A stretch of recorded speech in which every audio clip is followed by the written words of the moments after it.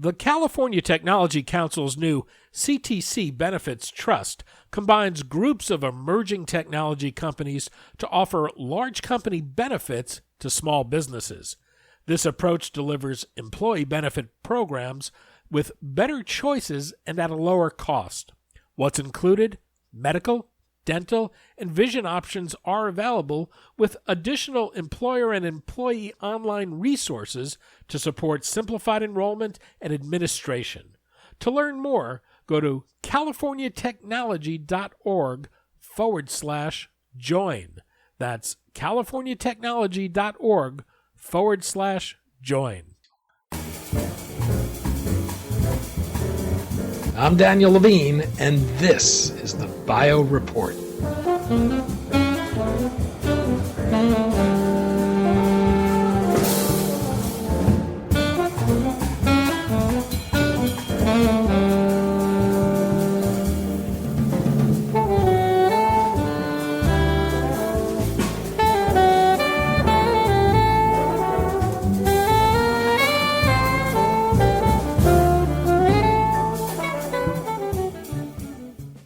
Much has been made about a cancer moonshot, but in the world of oncology, rocket fuel is rarely a topic of conversation, except maybe as a metaphor. EpicentRx, though, is looking to rocket fuel as a source for its lead experimental therapy, RRX-001. It believes this high-energy molecule, derived from rocket fuel, has the potential to improve immunotherapies and radiotherapies, as well as having anticancer activity on its own. We spoke to Corey Carter, president and CEO of EpicentRx, about how RRX-001 came about, how it works, and the company's oncolytic viral pipeline, also in development.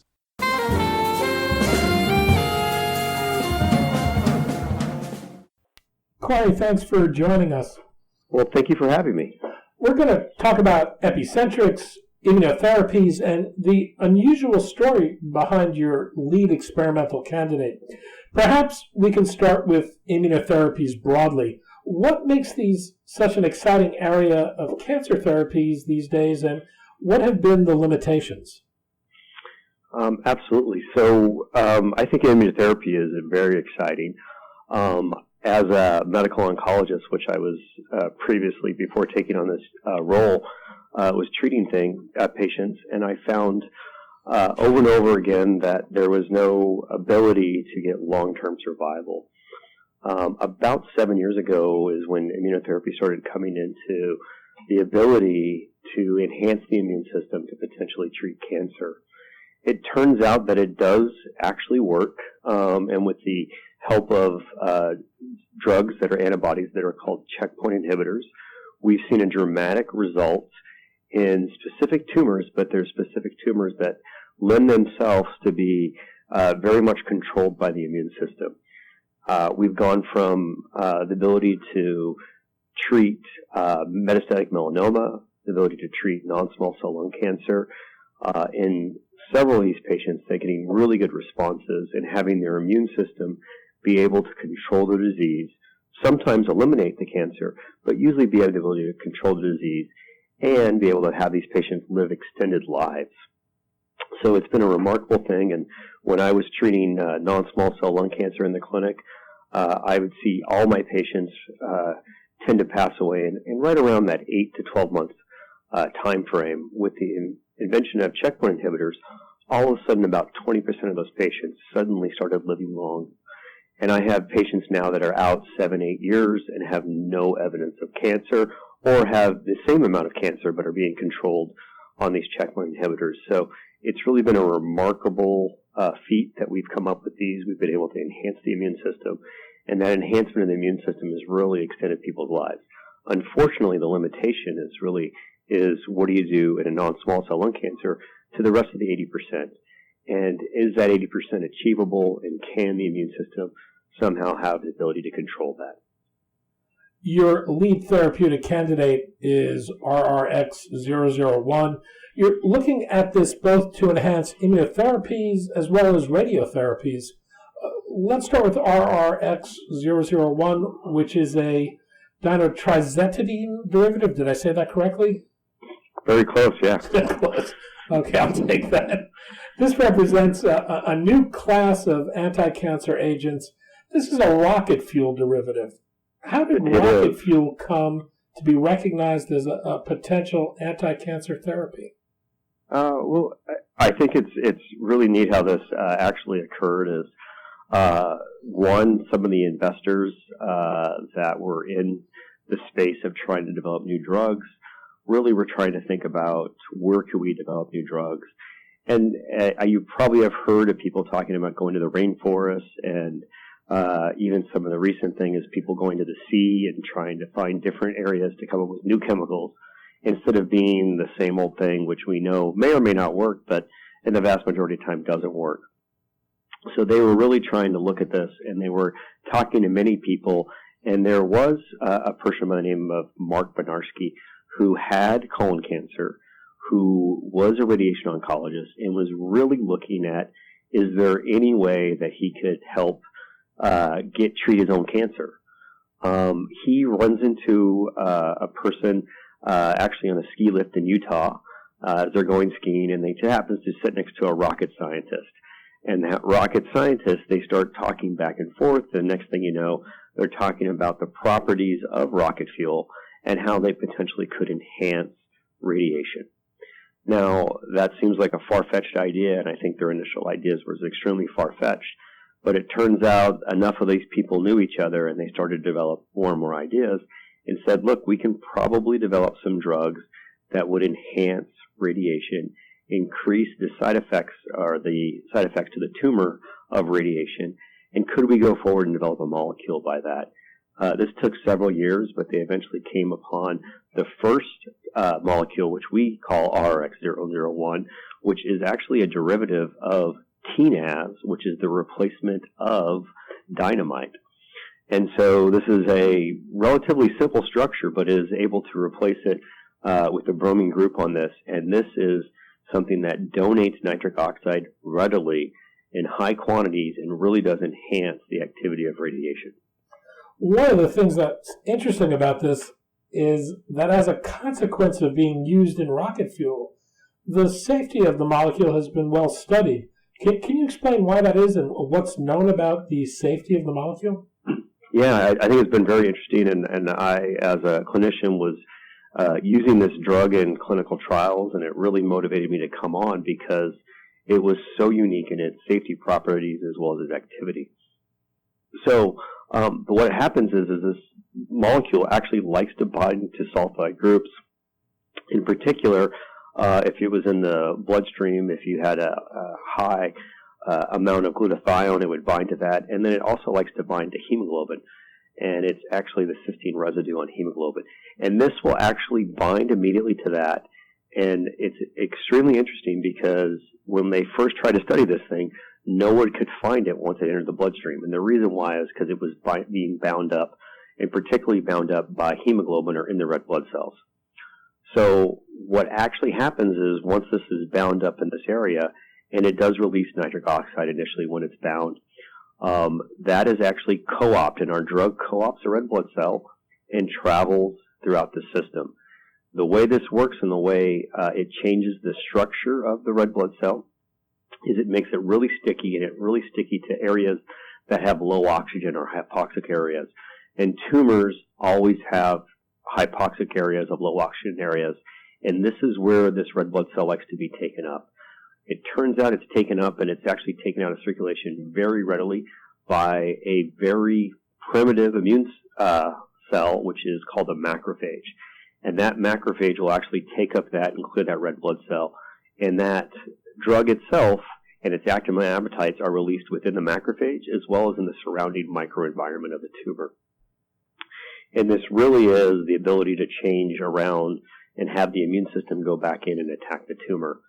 One of the things that tumors are known to do is actually recruit these macrophages and change them into a protective layer. And it's one of the main reasons why chemotherapy stops working in a tumor, and it's also some of the main reasons why certain oral drugs, tyrosine kinase inhibitors, stop working in tumors. And so if we're able to change around the outside of the macrophage of the tumor and turn them into an active macrophage or something that doesn't like the tumor, then we're able to enhance the immune system in that way. As I understand it, one of the characteristics that makes this attractive both as rocket fuel and cancer is that these are energetic molecules. Can you explain that? Yeah, so it is an energetic molecule, or a highly energetic molecule, what they talk about it. But what it's released, it starts releasing something that normal vessels do like, and it's nitric oxide. And that nitric oxide goes on to produce continuous oxidative stress. So it generates nitric oxygen species, and those nitrogen and oxygen species that are highly oxidative actually are sitting there and attacking the tumor. The reason why we have such a good safety profile, and because it's not actually having these things released anywhere else, is because it tends to only get released in the hypoxic areas. So selecting patients with cancer and treating patients with cancer really does have a direct effect on the tumor. And what we have seen is an extremely safe profile on patients. And in general, patients actually feel better when they get the drug, which is always something nice to report when you're treating a patient with cancer, when they feel better on a treatment. The end product is fairly stable, but one of the challenges is manufacturing this, because you are dealing with something in its earlier forms that is highly explosive, I take it. What's the manufacturing challenge you face? Yeah, so we really looked at manufacturers, and we tried to find as many manufacturers as we could to compete, to try to figure out the chemistry on this and be able to do it safely. And it turned out that the manufacturers only who were used to developing highly energetic molecules were able to actually feel comfortable enough producing it, making sure that they could manage the intermediates, and making sure that they could do it safely. We were able to find 3 manufacturers in the world who felt really comfortable and had a high, ability to actually manufacture this. It turns out that these are people who are used to producing highly energetic molecules, people who have produced TNT, people who have produced nitric oxide, and people who have actually produced jet fuel, who have taken some of their ability to make these chemistry changes in manufacturing and switched them over into the pharmaceutical industries.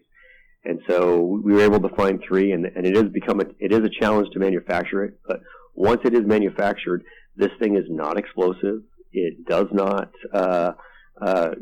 generate any extra highly energetic material.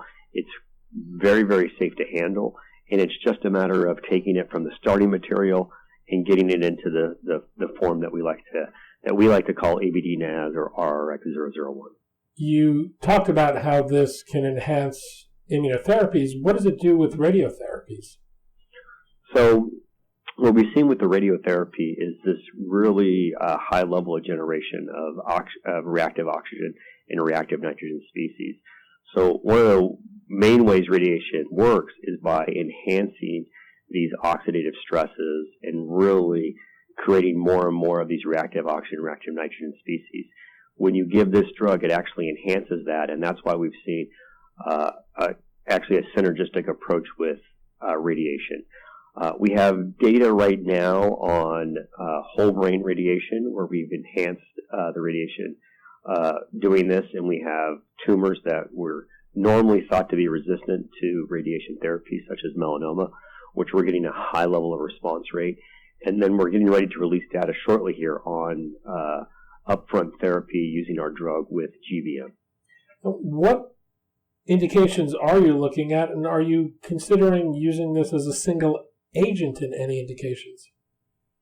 Yeah, we have looked at that in our development pathway for a single agent. We find in these neuroendocrine tumors, we do have a high degree of activity, so much so that the FDA has actually granted us with orphan drug status, as in we have positive preclinical and clinical data using this upfront as monotherapy or in the second line. And so we'll continue to develop it that way.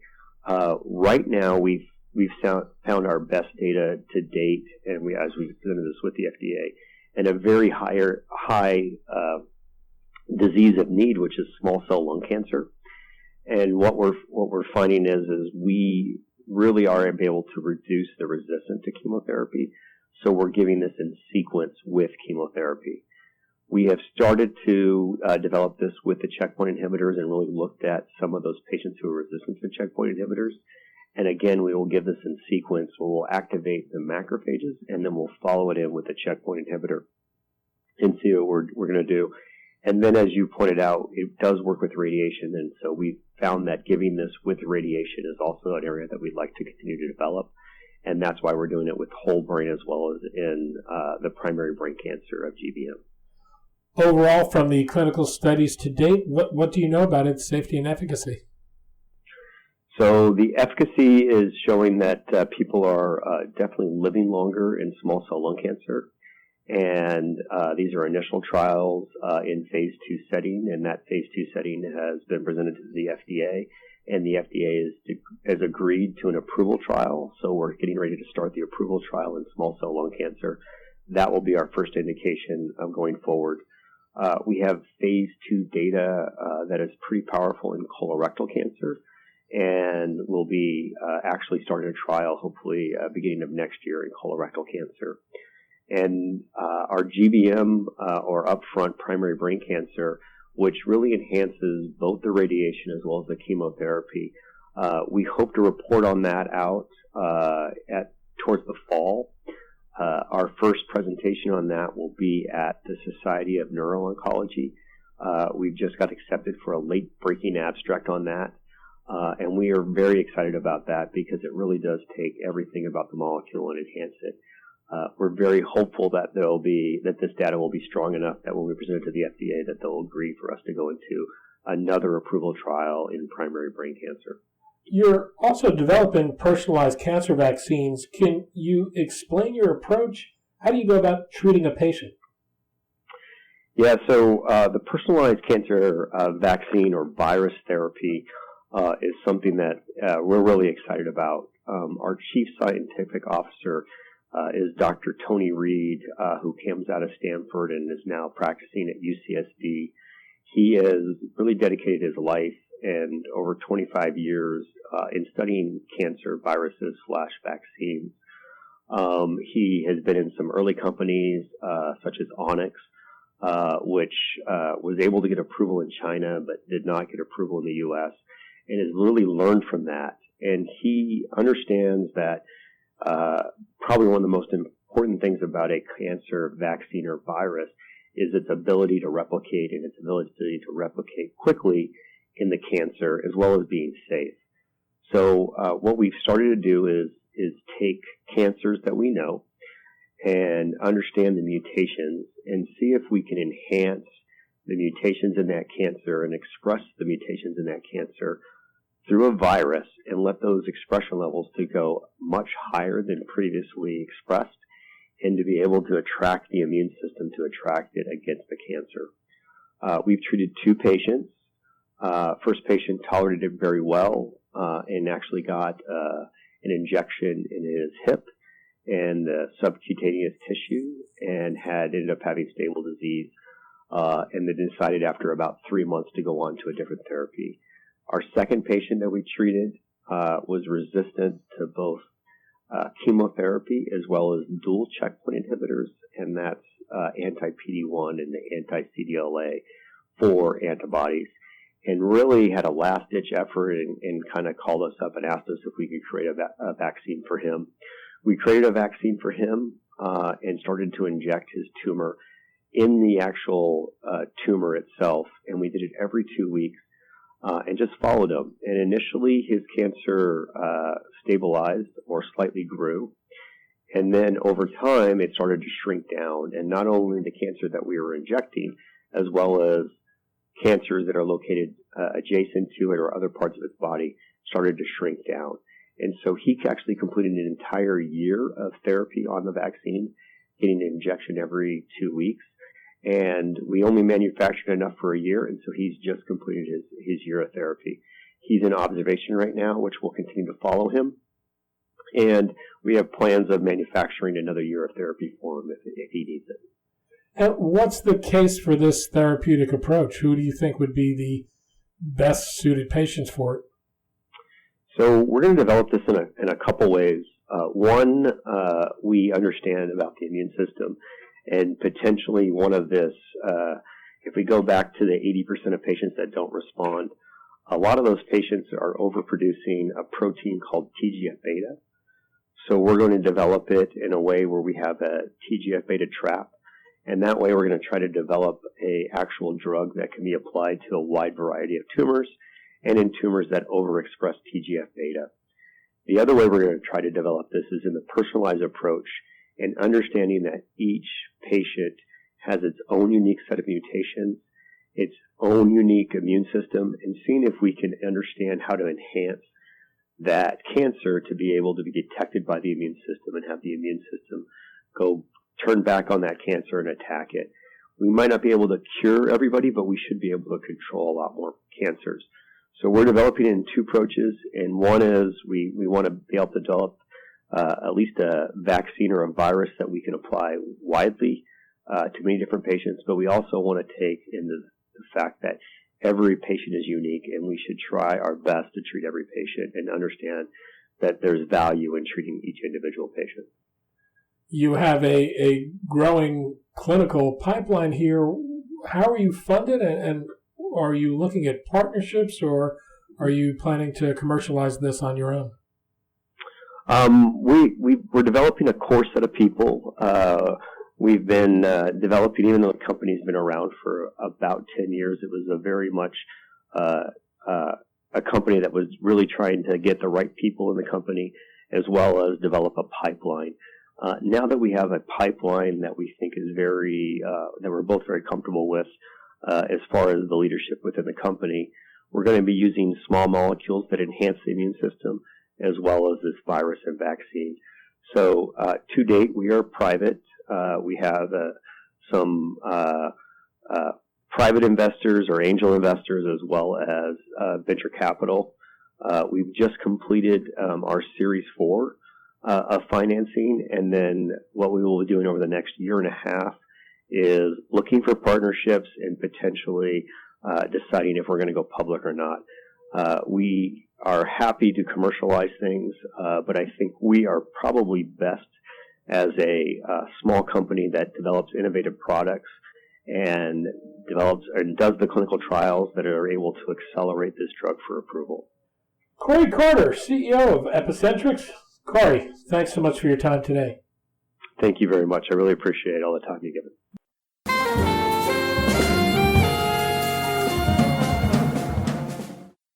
Thanks for listening. The Bio Report is a production of the Levine Media Group. To automatically download this podcast each week, subscribe to our RSS feed or through iTunes or other podcast manager. To join our mailing list, go to levinemediagroup.com. We'd love to hear from you. If you want to drop us a line or are interested in sponsoring this podcast, send email to danny@levinemediagroup.com. Special thanks to Jonah Levine, who composed our theme music, and the Jonah Levine Collective, which performs it.